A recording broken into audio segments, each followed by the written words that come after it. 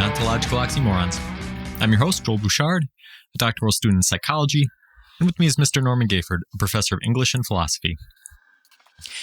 While philosophizing is something we all do much of the time, this pervasive nature can make it hard to see the forest for the trees in many respects.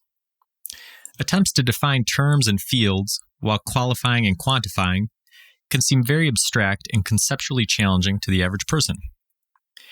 But for all the difficulty formal philosophy presents, there's one area that nearly everyone has a firm opinion about: ethics. If philosophy is a forest, then ethics is a trail leading through the trees. And many times, a person's trail will dictate which trees in the forest they end up seeing. That's a really nice start. So we did ocean currents last week. We did a forest this week. We'll see if I can continue to come up with the right metaphor for the remaining pillars of philosophy.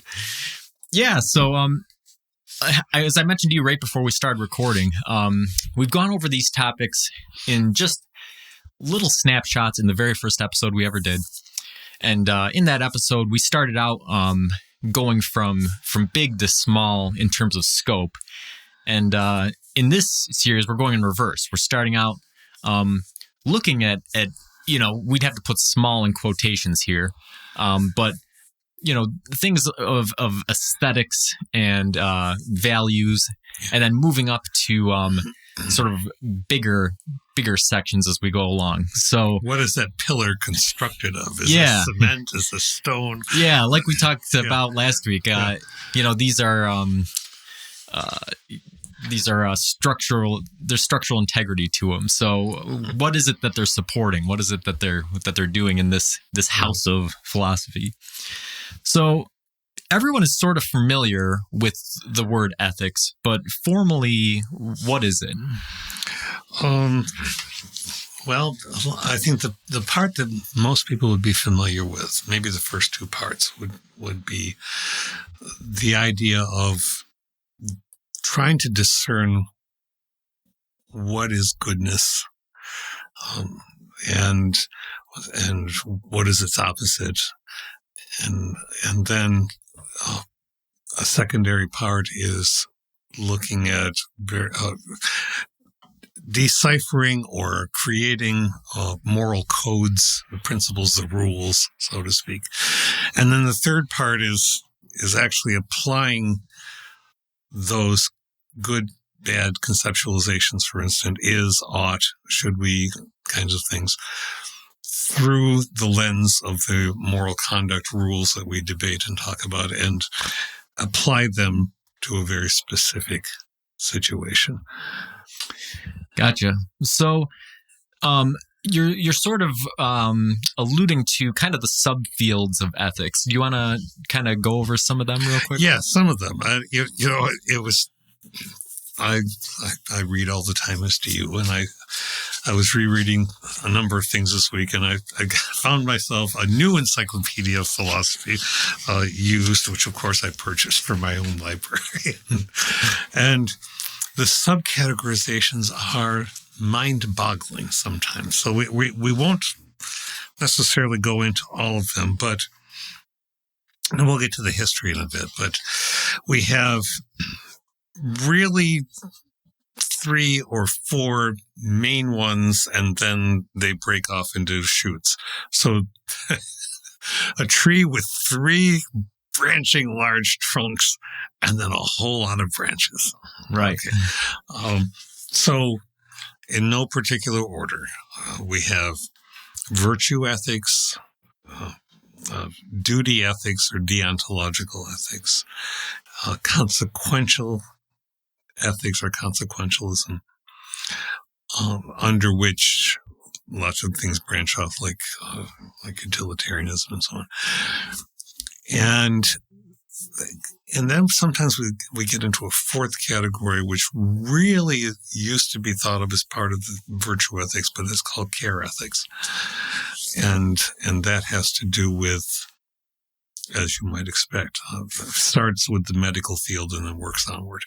But every field has its own branch of ethics. Yeah, and that's where this is kind of what I was alluding to in the intro about why we all philosophize almost all the time, but it's difficult to talk about it because some of these things get sort of abstract, and there's a lot of language, there's a lot of terms, there's a lot of jargon kind of, but it's necessary in order to talk about these concepts. It is. And the other thing that happens, because you said we all talk philosophy, and really we do. When I'm grimmest about humanity, I don't speak this way, but thankfully it doesn't happen all that often.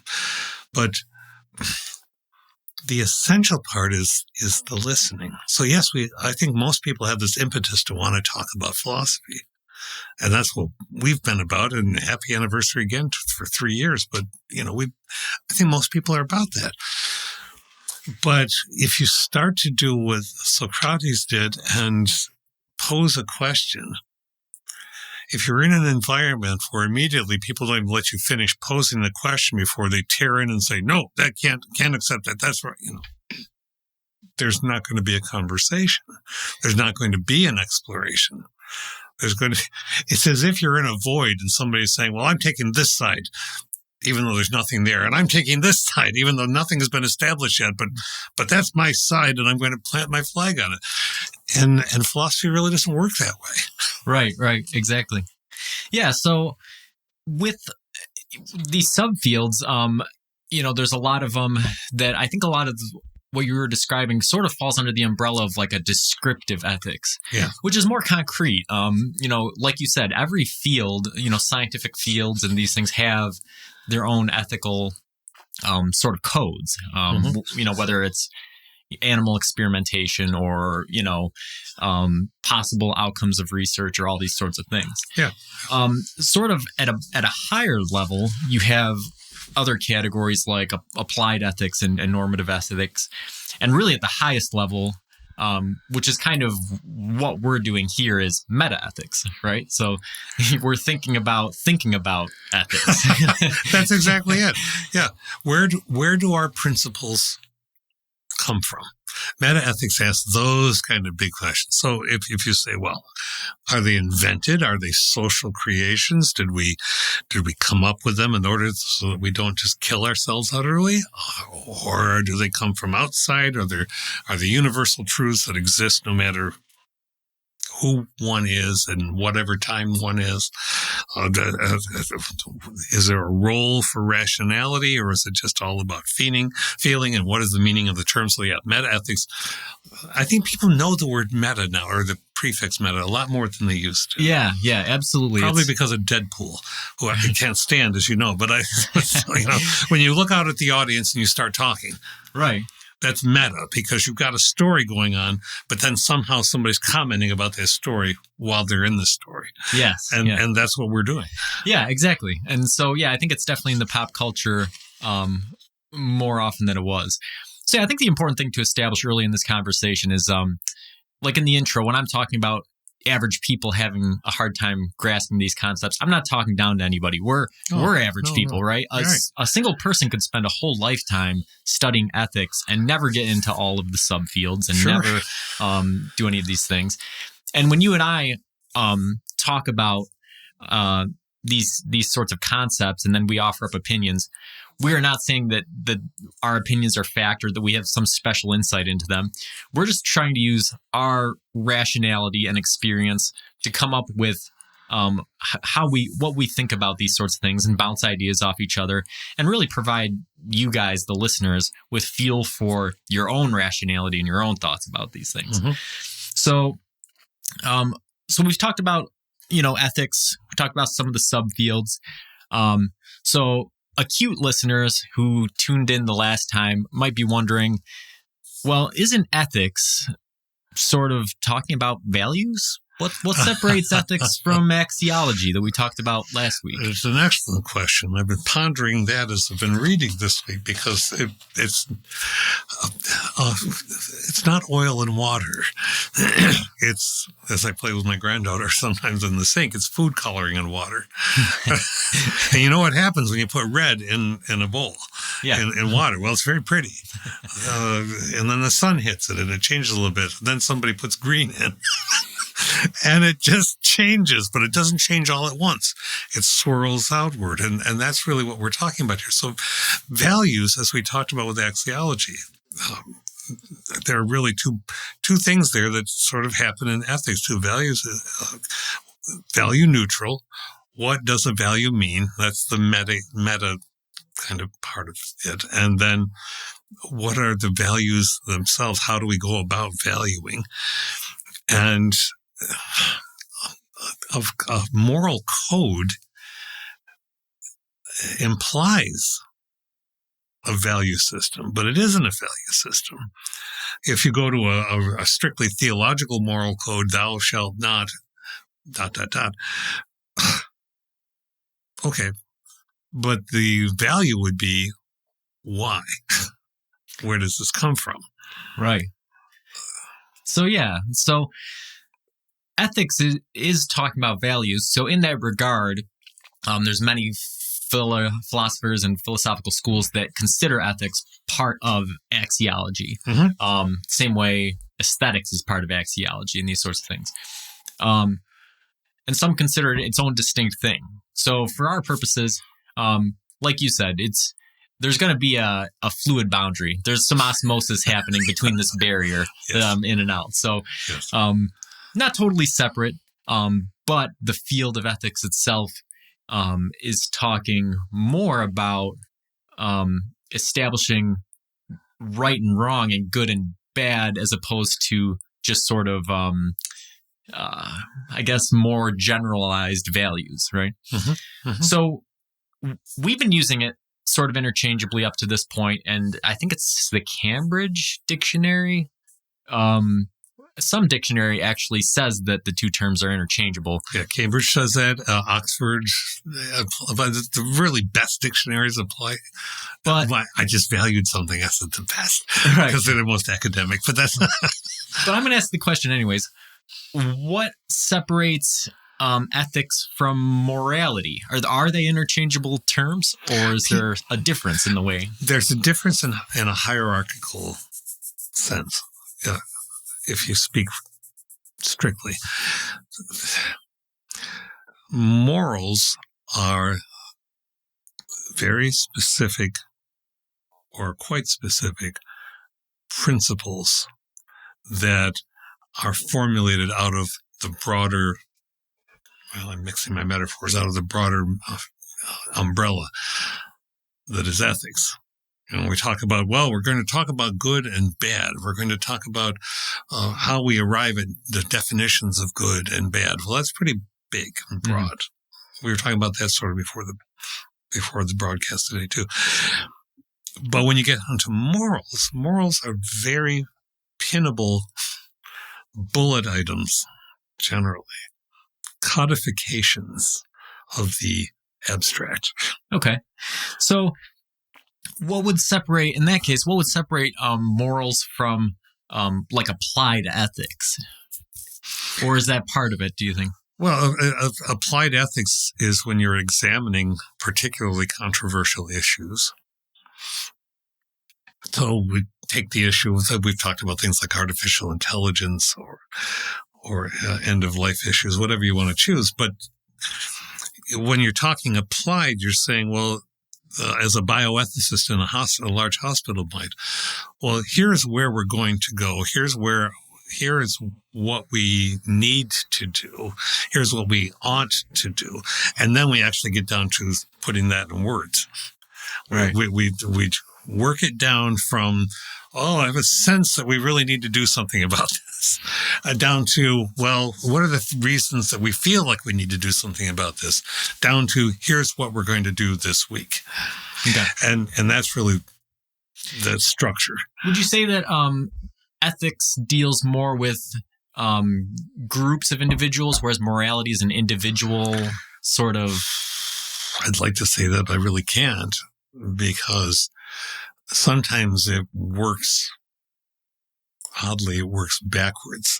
So that the very first thing people may become aware of, whether it's whatever religious tradition it is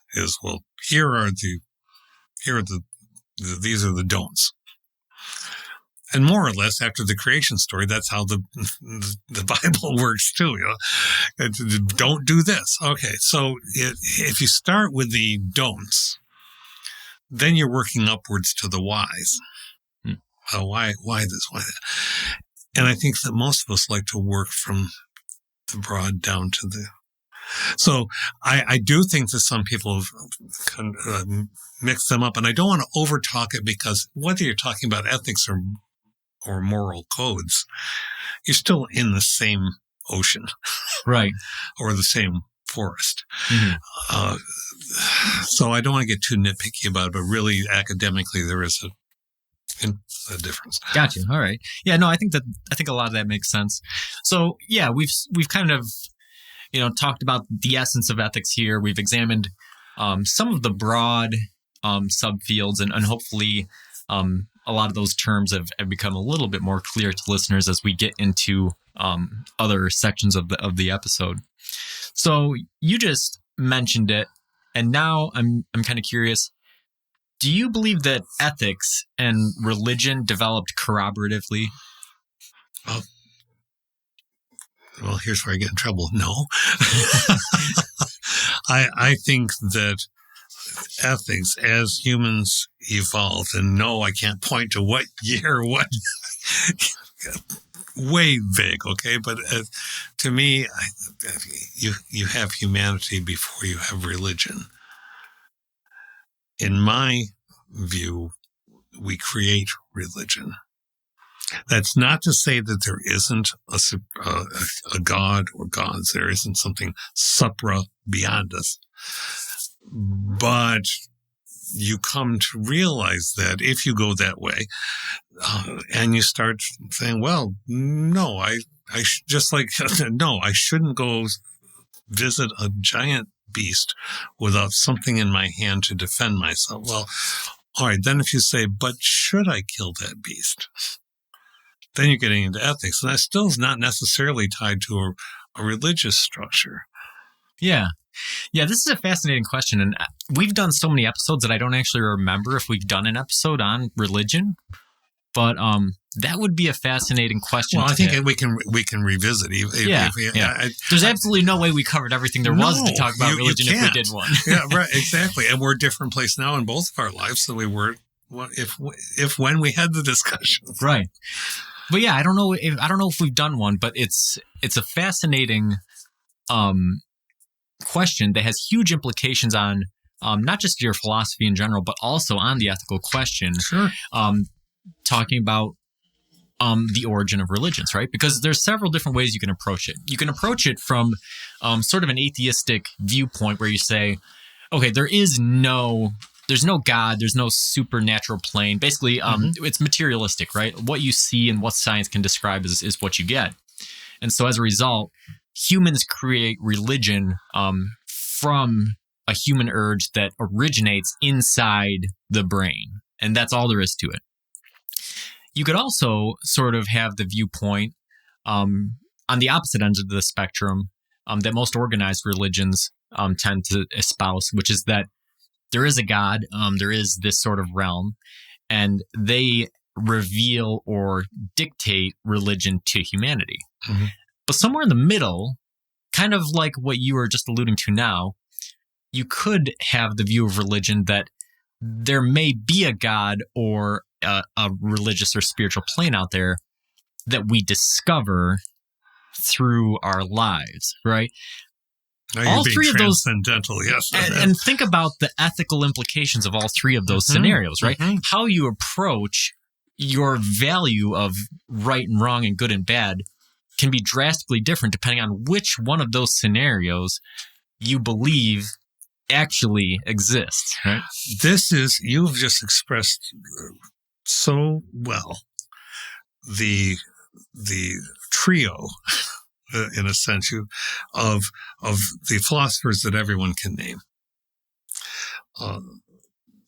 Socrates, really, a lot of people tag him as the first ethicist.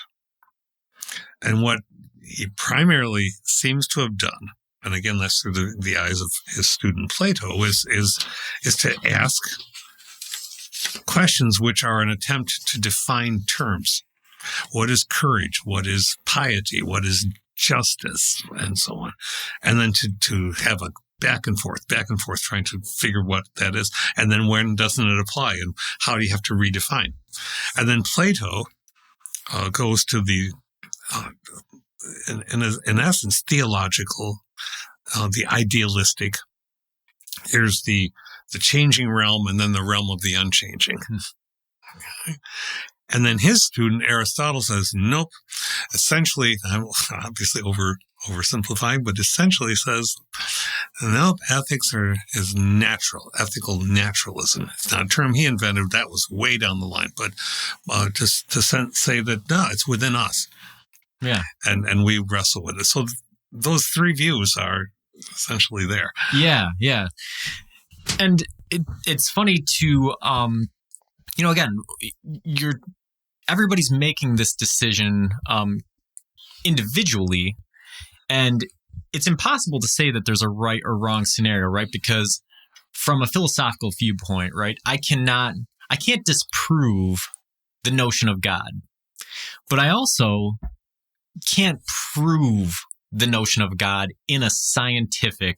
No, there's no empirical, and we have said that before. Yeah. So as a result, if you can't prove or disprove something, then it leaves everything in the messy middle that you have to contend with when you're talking about these sorts of things. If you're being active about your intellectuality, or if you're being active about your faith, or you're being active about two because you have both, it's the messy. What color shall we put into the water next? Yeah. And so as a result, when I find myself thinking about big issues, and probably the ones we'll talk about next, epistemological and metaphysical issues, right? I find myself sort of vacillating between these viewpoints, right? Like I can imagine a world where there is nothing out there, right? Because science sort of describes it, right? Maybe there was just a big bang and we're here, and this complicated mess of neurons in my head invents these spiritual ideals. But then I can also see, I think I've mentioned a couple times now, I recently went through a period where I was obsessed with esotericism and mysticism, just because like that idea is appealing. I think it's like naturally appealing to people that there's a hidden knowledge in the universe, and if we suss it out, then we have an insight into this sort of secret nature of spirituality. And on the other side, we live in a culture that's immersed with the idea that God does exist and that he's done supernatural things and that these things have happened. And just on a day-to-day basis with me, just thinking about things out there, I just jump back and forth between these different viewpoints, thinking about how the universe works, right? You're human. How these, right? How we know what we know, and what's most relevant to this conversation, what does it mean for something to be good or bad, or good and evil, or whatever the case may be?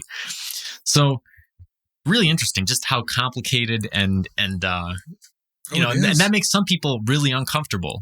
We talk about almost every episode, right? Some people have very little tolerance for that kind of ambiguity. That's what I love. I love the fact that there is no answer you can pin down opens up all these possibilities that are just fascinating to imagine and think about.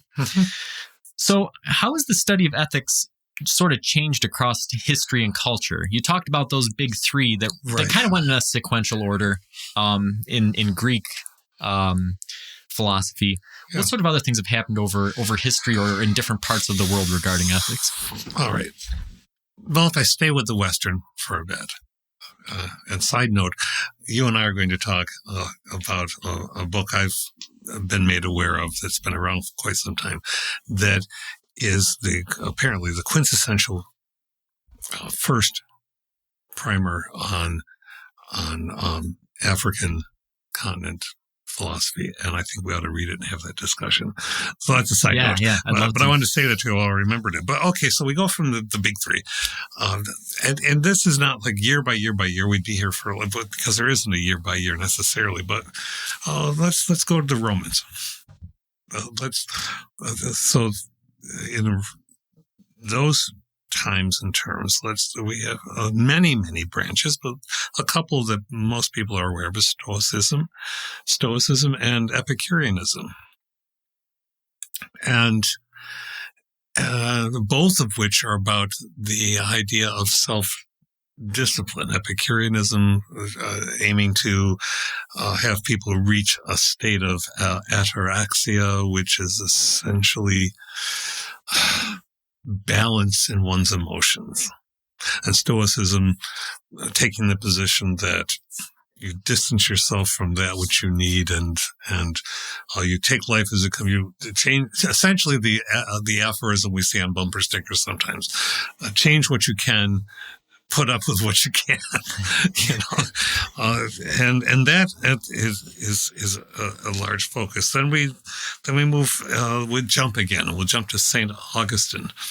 Augustine, working in her early middle, not Middle Ages, but right around the Arthurian time period. So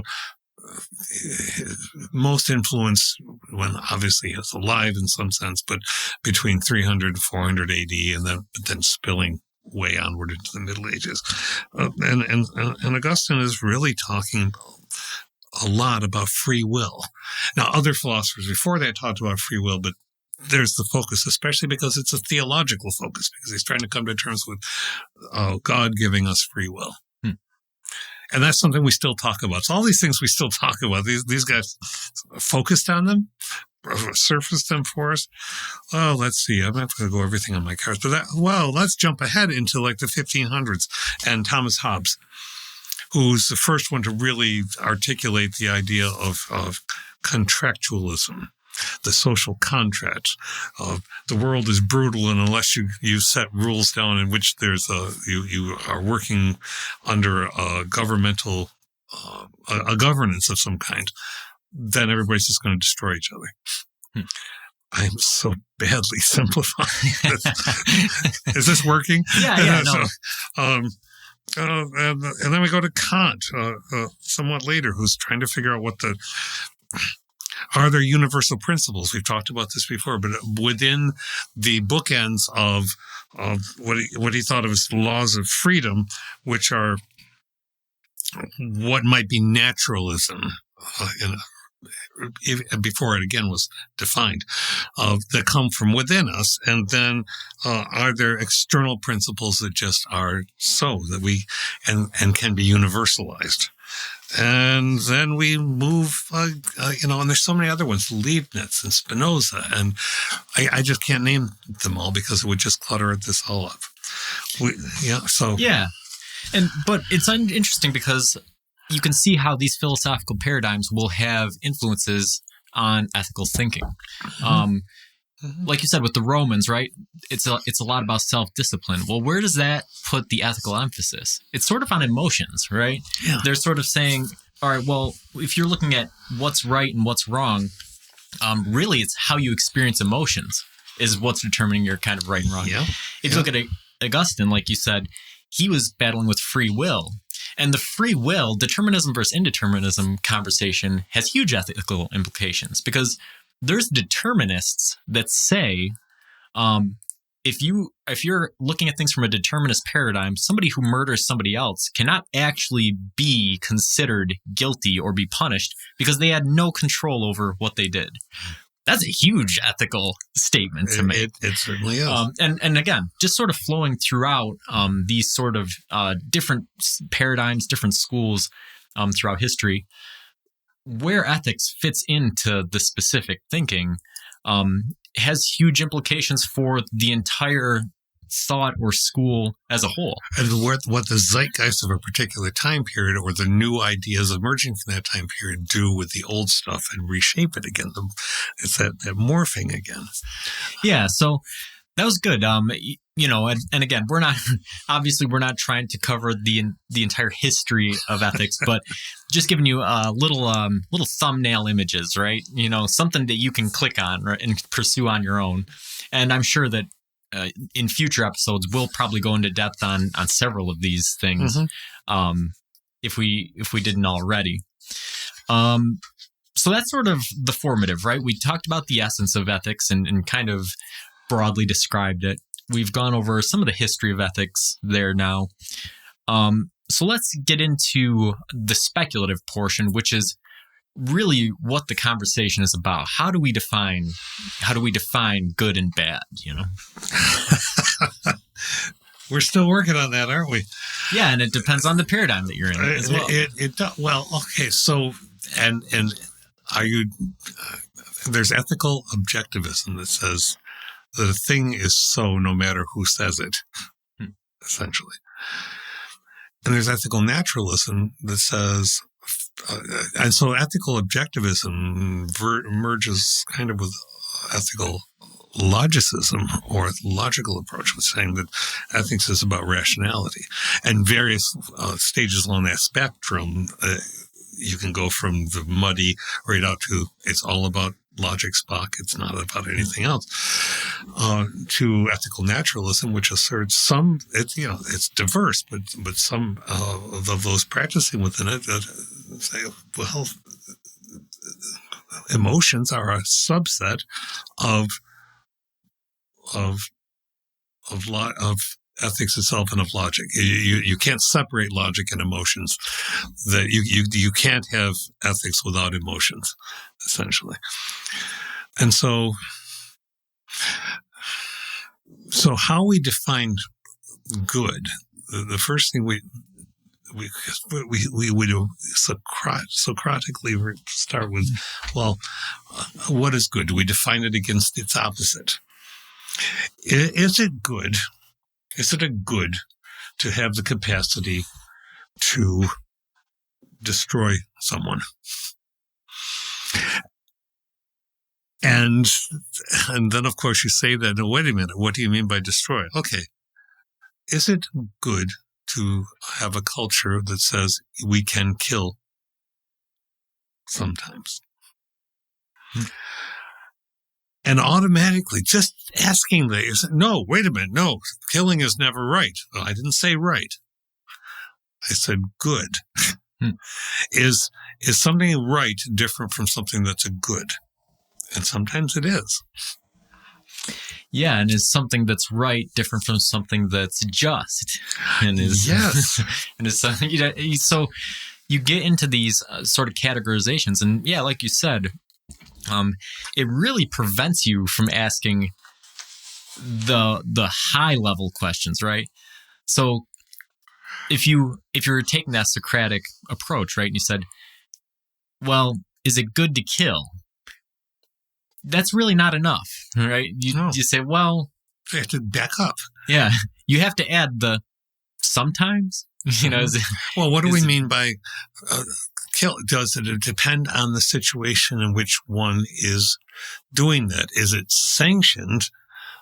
Well, why would a culture sanction? I mean, we're hurrying through this, but that's the give and take. Well, what do you mean by kill? What do you mean by good? What do you mean by destroy? What do you mean by justice? And back to Socrates again. Yeah, and it's really it's introducing a subjective element to it right off the bat, right? Because if you can't answer the question yes or no to is it good to kill, then you're automatically saying, well, there's going to be qualifying factors based off of what we're rationalizing, which is what you were saying before.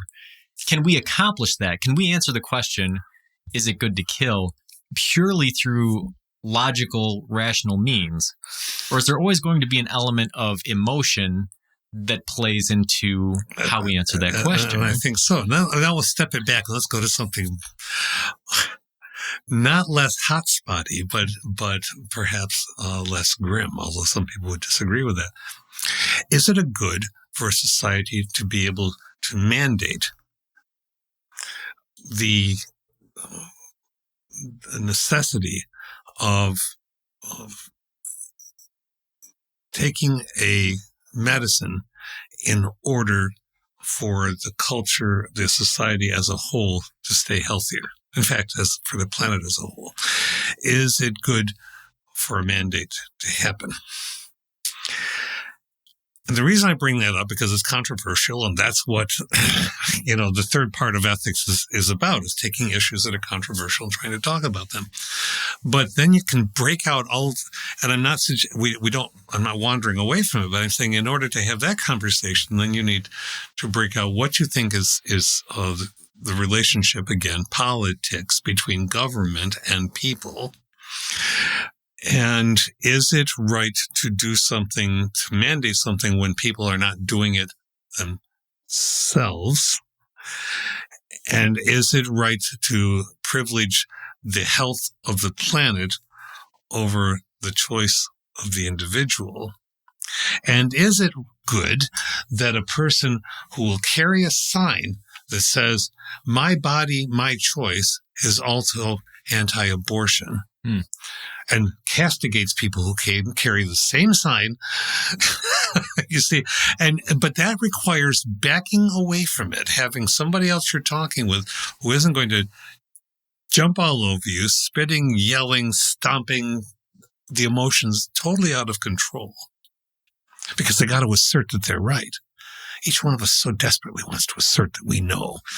And if we're really honest with ourselves, most of the time, we don't. Most of the time we're uncertain, and people who are uncertain and feel their uncertainty, sometimes that scares them enough and they want to pretend that they know. Yeah. And so that's a really good example, right? Is this idea of personal choice versus a public good. And this is a philosophical problem for the books, right? This is a thought experiment that would go across everything. And it's sort of, it's where do you end up drawing that line between what you're saying? And at what point, if your reasoning becomes circular or hypocritical, do you have the ability to identify that? Mm-hmm. Or are there qualifiers that say, well, my body, my choice is right in this particular instance, but not in this particular instance for these reasons, right? Mm-hmm. But there has to be some rationality. There has to be some logic to what you're saying. Otherwise, it's just hit and miss. It's just random. And that's a lot of what we have going on now, is people generally asserting their absolute right to absolute freedom without defining freedom. Freedom doesn't mean you get to do anything you want any old time you want to do it. It has never meant that. And one could, it would be grand to be able to have an hour's conversation just defining the term freedom. Yeah. Yeah, maybe we will. I think that would be a good one. So I'm going to ask a question. Can ethics be divorced from a human basis, do you think? In other words, are there universal rules that even if human beings had never evolved, are built into the structure of the universe itself, right?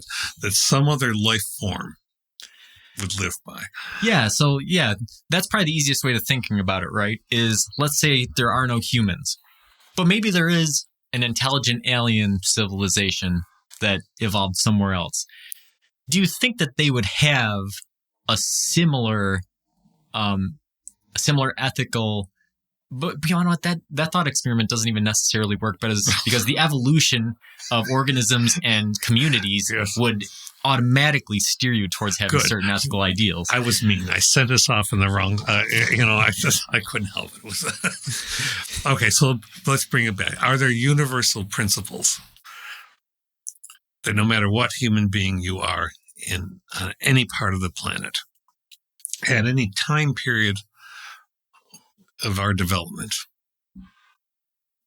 is always true or always applicable? Wow. That's so many people have thought about this and expressed all kinds of articulate arguments worked out from it that I feel overwhelmed just thinking about it. But we must think about it, because that's what's so between just us here. if you ask that, and my first thought is perhaps being kind to each other. But even that doesn't really work for me, because kindness is not necessarily embedded. I'm crossing between the objective and the naturalist. And that makes me think of something that might make it a little bit easier to chew, right? Is maybe we'll start with, do you think ethics can be divorced from a cultural viewpoint? So in other words, can an individual, if you had an experiment where you had an individual that never had contact with another human, mm-hmm. would they have a concept of ethics, do you think? Or do you think that you have to have an individual or a communal interaction? I think there's a wavery concept of behavioral survival that might inform certain kinds of more specific principles one has developed in order to live on one's own, that might seem to coincide with something a society. Yeah, but I have to say this, and if she ever listens to this when she's an adult, my granddaughter might not forgive me, but I'm spending a lot of time with the young one now, and I think a lot about this, because what's going on with that little self? That's a tremendous, powerful little self, and the first principle of behavior is not always recognizing rules, because why should one? Because somebody's trying to superimpose them over the way you think the universe ought to work as a little one. And yet there are feelings of sadness at having done something that seems a minor infraction in the scheme of the universe, but can put you right down for a moment into a weep. So I think it's always in flux. I think the possibilities are there. I think that the way one encounters a rule system really begins to help one define oneself. It's kind of a contrastive thing. Yeah. It's looking at children is a fascinating sort of case study, because I think that a child to parent or guardian metaphor is very similar to an adult to organized religion sort of metaphor, or right? Government. Like you said, like you said at the very beginning of the episode, there's a governance, right? This ethics is sort of this governance. So the rules that are being made are really just extensions of the ethical standpoint of the governing organization in almost all cases, right? Mm-hmm. So that's fascinating. And even though children do have obvious social interaction, like you mentioned, before they understand rules, and rules by extension come from ethical paradigms, how they react can give you sort of a glimpse into that question, right? Of whether or not you need a communal interaction or an individual interaction to have ethics. Mm-hmm. Because before they have any regard for rules, you will see children act in certain ways that would lead you to believe they have an internal system of good and bad, which is constantly growing, and that's no different than us. Between the ages of 20 and 63, I can tell you I have a much different and much more complicated view than I did at the start of memory. And I think so I don't think it's a hard and fast thing. No, I don't think there are floating like mathematics. Perhaps ones and zeros are built into the universe itself. I've seen compelling writing about that. I don't think that moral codes are. Right. And I probably agree with you. is in terms of being in the fabric of the universe, I think that would be a very difficult argument to make, that there are ethical principles that are hardwired into the universe. But into humans themselves, that one's a much more fascinating question, both based off of what we just talked about, but also the thought experiment, which again, you cannot conduct for ethical reasons. But if you had an individual that lived in a room from birth completely by themselves, and they were fed and taken care of through automated processes that, they never had interaction with another person. And then at whatever point in their life, whether it was as a 5 or 15 or 50-year-old, you introduced a person. And how would they react, right? And what would that say about the innate ethical nature of humans? I would like to believe, based off of what you see with little ones and what we know about the human animal, that there's a tendency towards a communal good, right? That they would see another person and that the initial reaction would be an attraction and a desire, and a desire to develop some sort of connection. Yeah, I mean, if you get hurt, a little one does not always immediately say, "Are you okay?" However, if they've noticed something that they have felt in being hurt themselves, this is very micro here, but yesterday I found a pin in a carpet, and I said, "Ouch!" and that really hurts. And we stopped. We were playing, and my almost 3-year-old granddaughter came over and looked and took my finger and gave it a kiss and said, "Oh, so sorry, boo-boo, Grandpa. I get you a Band-Aid." Now that wouldn't have happened as a crawling being, and sometimes you can bump your head and say, "Ouch," and it doesn't get noticed at all, right? So it's hit and miss, but you can see empathy of a kind that develops across all ages. Empathy can be developed. Yeah, and I think with our thought experiment there, the variable is the ability of a human as a learning machine, right? There's lots of things that aren't described there. Like, does this human have, is there, let's say, some sort of automated voice? Or did they have the experience of hurting themselves? Or, how much stimuli do they have in which to draw information about the world in general? Absolutely. And is it all just about me? Right. And the reaction of the human that you introduce would be important as well, because the way that human, you're not, obviously, even our test subject here would not be a completely blank slate, but in terms of human interaction, it would be. So that first human that it interacts with, that's going to be its template for all of humanity until it interacts with another person. So if that person comes in and acts kind versus violent, that's going to have a huge impact on the reactions of the person. If you were to just walk in and not react at all, what would they do? What would they think if they had no or very small amounts of stimuli up to that point? Wait, what if they just said, which seems a very ordinary human thing to do too when something very surprising happens. Yeah. What was that?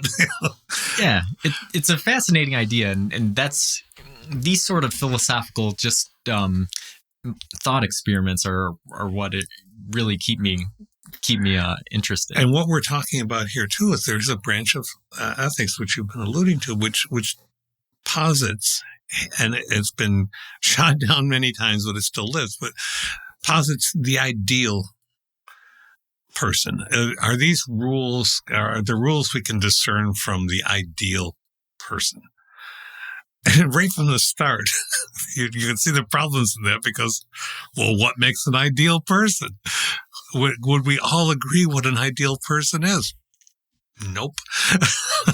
And that's where culture also plays into it, right? That's why I'd be interested, like you were talking about with the book that that you'd like us to read.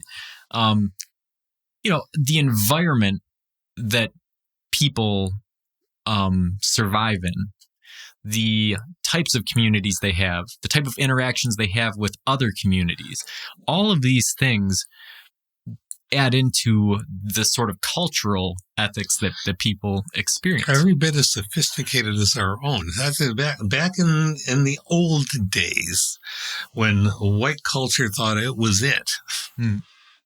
Some parts still do, but it ain't. Cultures are sophisticated by the nature of just being cultures. And a culture can develop in very, very different rules. Kant said there's going to be some few categorical imperatives. Maybe we got to find them. And I think that a lot of people trash Kant. We've talked about that. But if you believe that there are universals, then you got to go out and try to find where they are. Yeah. Yeah. And if you say that your culture's conception of ethics is correct and another culture's not, you're going to have to establish why that is. You're going to have to have because you're valuing it, because I value it, so what? Right. You're going to have reasons for why that is. So after talking about all of that, what do you think are the big ethical questions that are going to face us now and in the future? Oh, man. I want to hear your answers to this, too. I think the one we talk about a lot, and I think it's because it's abstract yet present, and that's something, I think that combination makes something easy to talk about, right? Is AI, right? We talk about it a lot. It's something that does exist, and we're on the cusp of it, but it hasn't become practical enough for us to concretely define any aspects of it. When the singularity happens, then it's already happened. Right. Then AI is a permanent part of us, perhaps. Well, all right. The ethical issues of what we do or don't do in an attempt to salvage humanity from various kinds of apocalypses. Now, that just sounds terrible, I know, but climate crisis is here. We are going to deal with it or bury our heads in the sand, and it doesn't matter. The water will still rise and destroy so much. And so what we do or don't do is an ethical. Can we deduce an ought from an is? This goes back to the ethical logicism and objectivism, or do we just stick with our feelings, and our feelings are, no, we'll be fine because we're humans? Well, it's probably not going to work so well for a lot of humanity, and so I think that's the big one. Yeah. But within that, there are lots of small things. Do we keep using the same kinds of energy because it's economical, because we just can't afford anything else? Do we keep making an economy as it is the god of our being, and therefore not make any changes? Do we ethically accept change and seek it out of necessity, or do we deny change and try to keep things as they are? I think these are the biggest ones. Yeah, no, and I'd absolutely agree with you. And it's funny how questions that big filter down to your personal life so easily, right? Mm-hmm. The one I'm dealing with right now is, for Christmas, we got a brand new set of pots and pans. So now I have, all of these old pots and pans. And what I'm finding is you can't recycle them. Nobody will take them. Mm-hmm. And to me, it's an ethical dilemma to throw 10 pounds of metal into a landfill. It does not seem right in our current situation for me to just throw out this metal. But then you have the ethical considerations of, well, if I donate it, am I placing another person in danger by having them eat off of these scratched up nonstick coatings, right? Yeah. There's several parts of this tiny, seemingly insignificant problem that are actually big parts of a personal ethical and moral compass. Exactly. You've just done it. It's a thing that people can do every day, and many people engage or don't engage depending on what's happening in the day. You're not supposed to put batteries in a landfill. How many people take their batteries out, their dead batteries out of their flashlights and chuck them in the garbage can? Well, it's a lot simpler than putting it in a container and hoping that you can get it to a recycling center. Well, there's an ethical problem in the culture if it doesn't make doing the right thing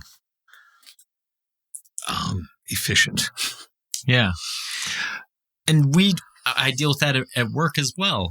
We have a product that comes in that has this styrofoam packaging. And we reached out to the company that sent it to us and said, hey, if you pay to have these shipped, we'll send them back to you and you can reuse them. And they said, it's cheaper for us to make new styrofoam than for us to pay to have you ship it back. And therefore, the governing principle is it's cheaper. Right. So economic need or prioritization denies a deeper ethical impetus.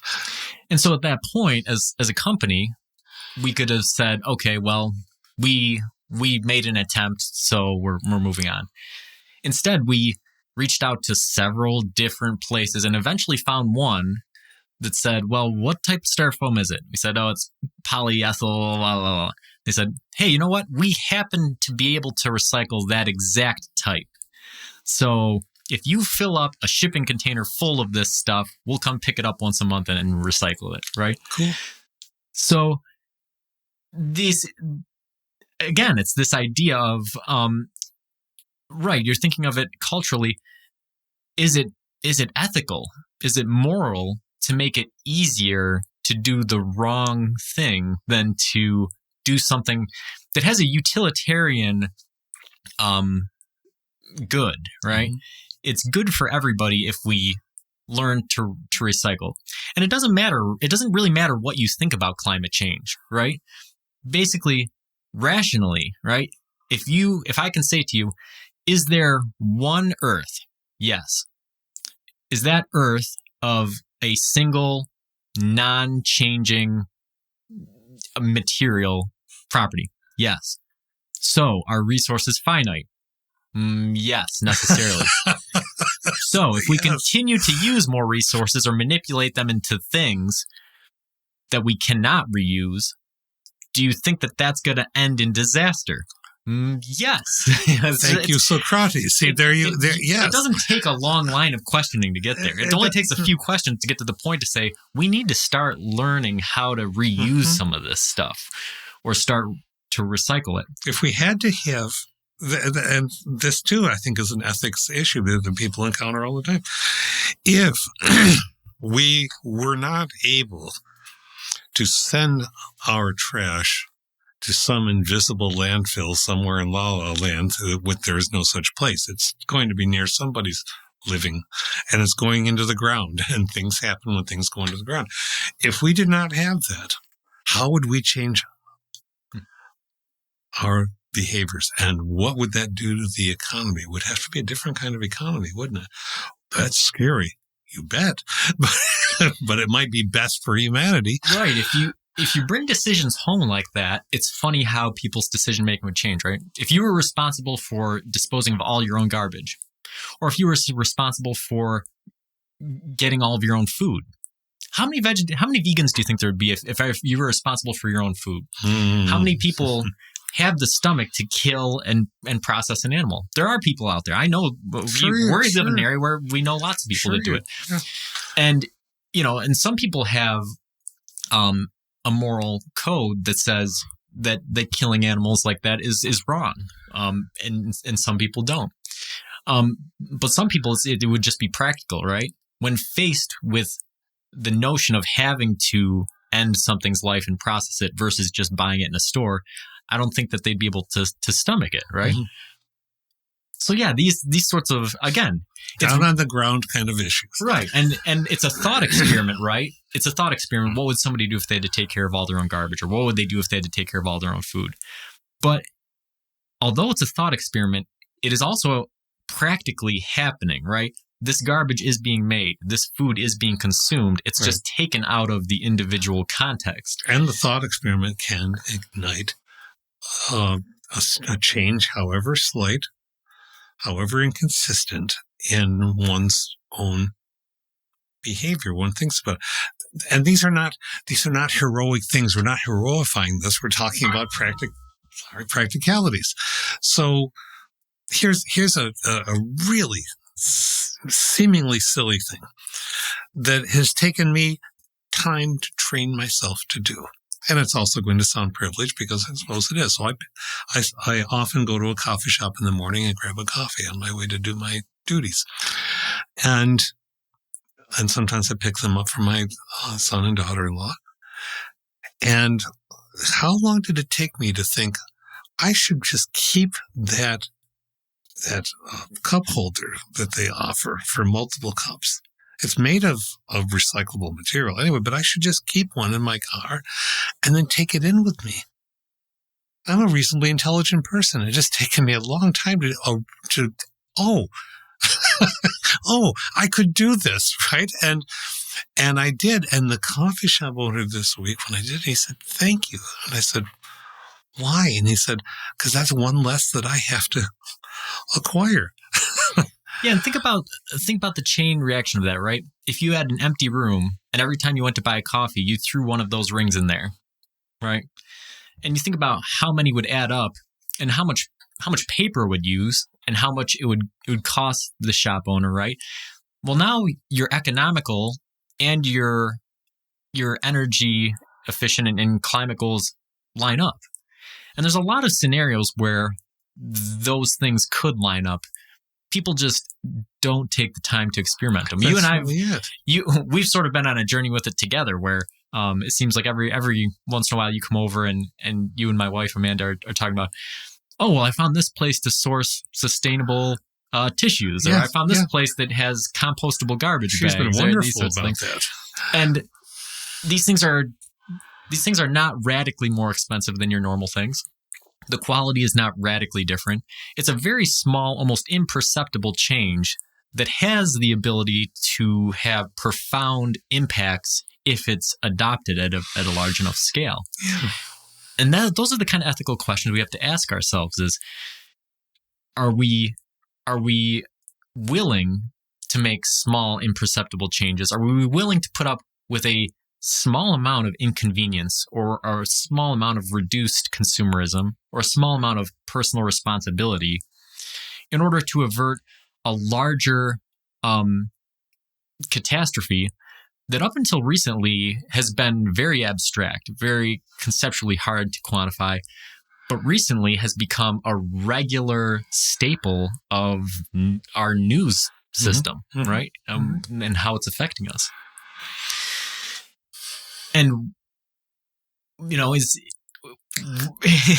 that right, Well, okay. Do we have the right to tell people that they need to make these changes? Or should it be left up to them to decide how to live their lives? Yeah, do we have the responsibility to say, here are some different things you could do? Or do we have the responsibility of saying, this is what we're going to do? And that is a calculus that also that is time dependent. And I think that's what takes us back to from something as small as, coffee things and napkins to seemingly, and it's not small in the aggregate, but back to something like, we know the speed of variance of a viral pandemic. We know what those variants do in numerical terms. And yet we still, after 2 years, have a significant part of the population that still resists. And resistance is not futile, as the Borg, as Star Trek used to experiment with that storyline with the Borg, but resisting that which can do great damage, if it is resisted, is odd thing. And that's very personal. Yeah. Am I required to think about anybody else in my life at all? Right. Yeah. So I think this has been a great conversation. I think that we explored the concept well. I think we asked a lot of intriguing questions. And I think that we raised a lot of issues that give the listeners something to think about. And again, we can't tell anybody what they should believe for the very reason that we talked about early in the episode, Mm-hmm. right? Mm-hmm. There is no, we can't define that there is or isn't some ethical ideal out there. So as a result, we as humans are left to scramble and try to develop our own systems. And the implications of how we develop them and what we end up believing is fascinating. It is fascinating. And what we can do, and I think what we do, and this is part of what I so much enjoy about it, is to say, but will you please give it a thought? Right. Yeah. That's all we're trying to do here is just get you to think about the stuff.